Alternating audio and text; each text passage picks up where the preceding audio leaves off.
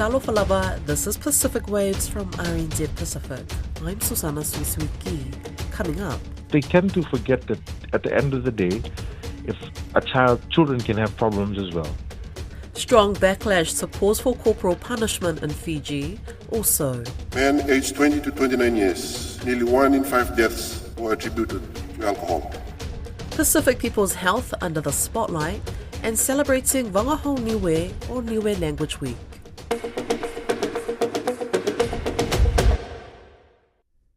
A call to reintroduce corporal punishment in Fiji schools is being met with strong opposition, including from those with lived experience under the old system.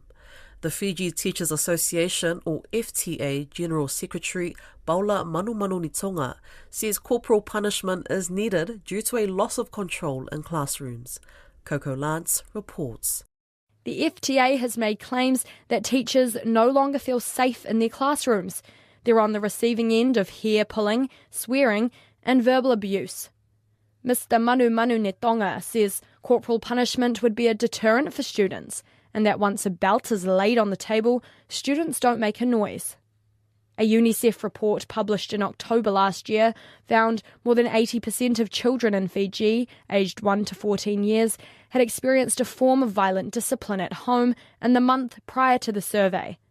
Mental health professional Matthew Naluvakadua says Fiji must move forward with understanding and support rather than traumatic punishment. There is a division between those who continue to live and think in the past and how things used to work, as opposed to those who are more progressive and want to find better solutions on solving this problem. They tend to forget that at the end of the day, if children can have problems as well, can go through things, can feel like they're left out, can feel like they're not wanted. And obviously, if a child acts up that way, it's just a cry for help. Artist and advocate Sashiko Soro, who works closely with Fijian youth, pointed to deeper systemic problems in education. Soro says that corporal punishment will not solve what she believes is a structural crisis. This is an excerpt from her written comments on the subject. We need to empower our youth to communicate more about their feelings. I feel our Fijian teachers are absolutely overwhelmed and under-resourced, and someone thinks the solution to the crumbling of our education system is corporal punishment. It is not. Let's equip and support our teachers better. We need the ratio of teachers to students to be at a more manageable level. We need more mental health support for both teachers and students. Human rights advocate and former Young New Zealander of the Year, Chanel Lal, has strongly opposed the call to reintroduce corporal punishment as someone who grew up in Fiji's education system. Lal records students being punished for small infractions, such as forgetting homework, and says physical punishment is violence with no place in the education system. Lal's written comments have also been voiced. I grew up in Fiji's education system at a time when corporal punishment was widely practiced. I was hit with 30 centimetre and 1 metre rulers, a duster on bunched fingers, hardcover books across my head, and even a hosepipe. Often the punishment had no reason or proportionality. Children are neurological sponges. They internalize what they see. If we hit children, we teach them that violence is an acceptable way to control others. Instead, adults must model pro-social behaviour. Following the call for the return of corporal punishment in the public forum, Save the Children Fiji issued its own statement, firmly warning all individuals and organisations to cease advocating for the return of corporal punishment in schools or homes.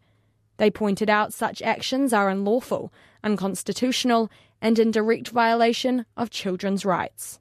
That's RNZ Pacific's Coco Lance with that report.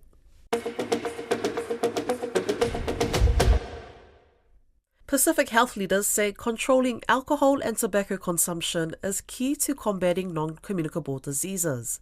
Health ministers from 38 countries are in Fiji for the 76th session of the World Health Organization's Regional Committee for the Western Pacific. They expect to set health priorities for the region's 2.2 billion people. Tiana Haxton reports. Key issues on the agenda include tackling non-communicable diseases through stronger alcohol and tobacco policies and integrating oral health care into primary services. The World Health Organization says alcohol use is the world's leading risk factor for illness, disability and death. Fiji's Minister of Health says the stakes are high in the region and the statistics are grim. Dr. Ratu Lalabalavu says regional figures show one person dies every minute of alcohol-related causes. In 2019 alone, alcohol contributed to more than 485,000 deaths in the region. Men aged 20 to 29 years, nearly 1 in 5 deaths were attributed to alcohol. From cancer and hemorrhagic stroke, violence, road crashes, mental health impacts, we know that alcohol leaves a mark. According to the World Health Organization, alcohol consumption in the region is almost 10% higher than the global average.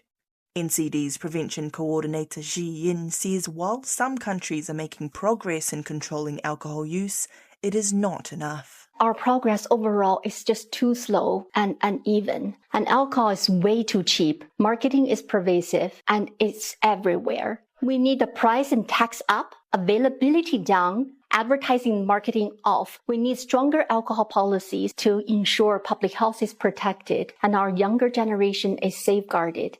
The World Health Organization Regional Director for the Western Pacific says tobacco control must also be made a regional priority. Dr. Saya Ma'upiukala says while some countries have successfully increased tobacco taxes, banned vape and e-cigarette devices, and raised the legal age for purchasing nicotine products, more needs to be done. Tobacco use is one of the most preventable causes of death in our region. Tobacco use prevalence remains high. And the rise of electronic nicotine and non-nicotine delivery systems is deeply concerning, especially among our young people. The World Health Organization has also attributed tobacco and alcohol use as significant causes of poor oral health conditions. The Cook Islands Minister of Health says dental health is on the decline across the Pacific. Rose Toki Brown says tooth decay, gum disease and tooth loss can result in a poor quality of life. Cases of oral health diseases have grown by 30% over the past 30 years. 1 in 5 adults over the age of 60 have lost all their teeth, causing difficulty in eating and poor nutrition. Oral diseases are largely preventable, but if left unaddressed, they cause pain and they reduce quality of life. At the conclusion of the Regional Committee Conference this week, delegates will launch a new 5-year health strategy for the Western Pacific. Other priorities include combating HIV and AIDS and building more climate-resilient health systems. It's the first time in more than a decade that the regional conference has been hosted by a Pacific country. RNZ Pacific's Tiana Haxton with that report.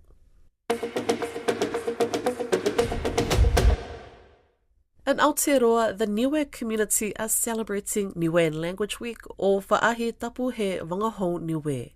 There are over 30,000 Niue people living in Aotearoa. Many want the language to survive and thrive. One of them is PMN Niue host, Le Tuala Ale Malietoa Lynn Pavihi, who I spoke with.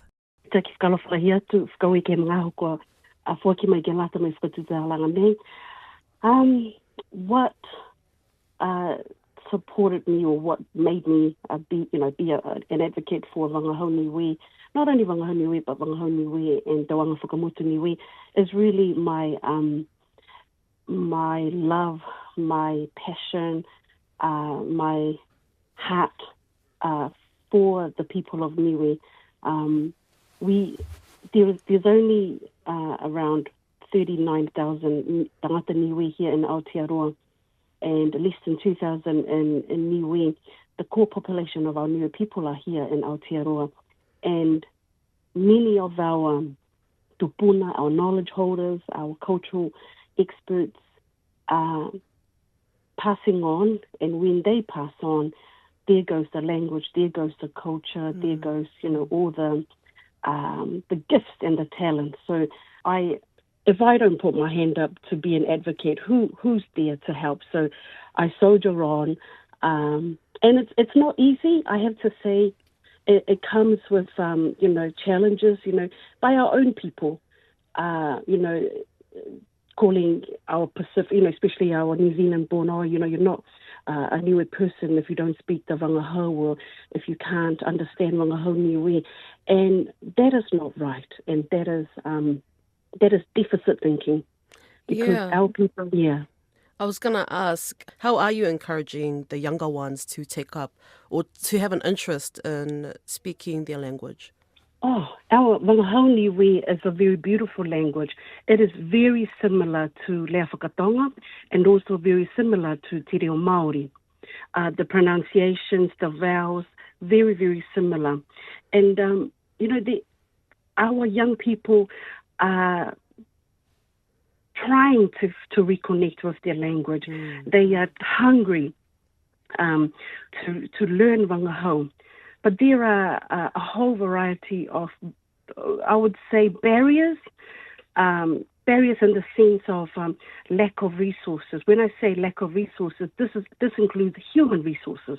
We lack the whaiaonga, the teachers in the schools to teach wangahau Niue. At the moment we only have 2 schools, the secondary schools, that's De La Salle and Alfriston College, that teaches wangahau Niue. But again, our core population is here in Aotearoa. There are so many other, lack of books or lack of learning opportunities. Do you think shame is one of those barriers? Because I've noticed with my generation and the younger ones, when they try to speak their mother tongue and they get things wrong, the elders will be like, oh, that's not how you say it, how you say that or whatever. And then they get embarrassed and then they just stop trying. Do you think? Mōlilahi wangahau, absolutely right. Our people, the downfall is our own people. We have our young people who are eager to learn. They're learning through singing, through songs, through dance and drama, performing arts. And of course they will get it wrong. Of course they will mispronounce. Of course but it is okay. But one of the issues is it's our own people. And, they'll mispronounce a word or mispronounce a phrase, and then they get shut down. So what happens? Of course, our young people who are trying to learn the language, they will get put off. And they will divert back to the default language, which is wangahau Pālangi. As someone that grew up in Niue and then having migrated over to New Zealand later on, how did you ensure that you stayed connected to your wangahau Niue and your culture, despite there being no sense of Pacific languages or other resources that we have today? That's a good question.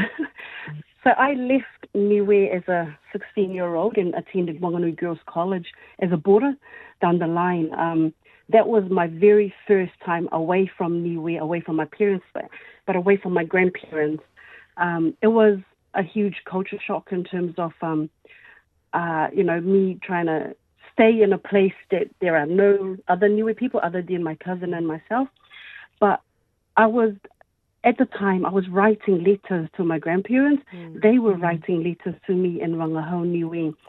Because we didn't have a cell phone. I didn't have a cell phone at the time. This was back in the 90s. And it was very, but that was the only way, was to communicate via phone call or try and talk to my cousin as much as I can. And then after I left Wanganui, I went to Otago. Again, we didn't have a large Niue population, but I was able to attend. We had the PIPC Northeast Valley Church, where we had a small group of Niue families that were conducting the service in Niue, and we also had some Niue reverends or pastors who were training to be pastors at Knox. I was able to connect with our Niue family there. Just to end off our talanoa, what's your favourite Niue proverb or saying? My favourite Niue proverb is one that I wrote myself, which is Kia la la mounga e wangahau Niue mai te wanga whakamotu Niue si hahamo ke he tapunu. Put Niue language and Niue culture on your shoulders and carry it to the highest peak. Wangahong Niue language advocate le tuala ale maliatua Lynn Pavihi on Pacific Waves. That's Pacific Waves for today. For all episodes, head over to rnz.co.nz/Pacific. We're also on Spotify, Apple and iHeartRadio. From myself and the RNZ Pacific team, tō whā, sui fua.